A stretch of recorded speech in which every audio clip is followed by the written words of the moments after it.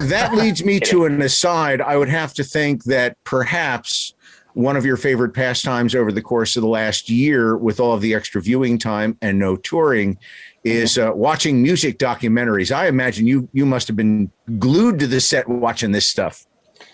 Yeah, I mean, everything is on YouTube. So if you just, you know, it's like, they're like Google. Just put anything into YouTube, you'll find it, and you'll get clips, and then you'll know what to go buy. But yeah, I mean, that's a hell of a wormhole to go down, isn't it? It is. Yeah, and we'll get back to other things in a moment. If there were a music documentary or two that you would tell people it's well worth watching, even if you are not particularly interested in the music of this band, what would it be? For example, I always tell people to watch The History of the Eagles Volumes 1 and 2, because it is just a warts and all look at the history of the Eagles. Like it's crazy that they let it all go.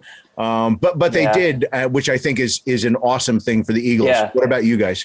Well, what about that Metallica, that documentary that came out years ago? Some Kind of Monster is another one I can't believe they let out, but I'm glad I can't either. I've watched many clips over the past week, this past week and I'm riveted. I'm like, oh my gosh, they're talking about packaging and how they love it or hate it. And they're talking about like, oh man, it's so interesting. So brilliant.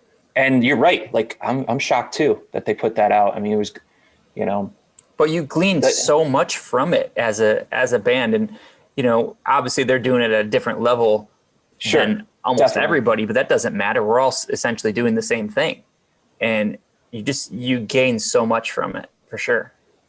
Well, it's just supportive to see your like your heroes going through similar things. Agreed. And you're right. They're on a global scale. Yeah. Massive success. Yeah. We're this tiny rock band, but you know, it's interesting. It's good content. And yet a lot of the stuff, and this is not just Metallica, it's sort of a common thread I see through many music documentaries. Some of the problems you have being in the band is the same shit that I saw with my friends' high school garage bands. You know, it's like arguing over this and that. And it's like, oy vey.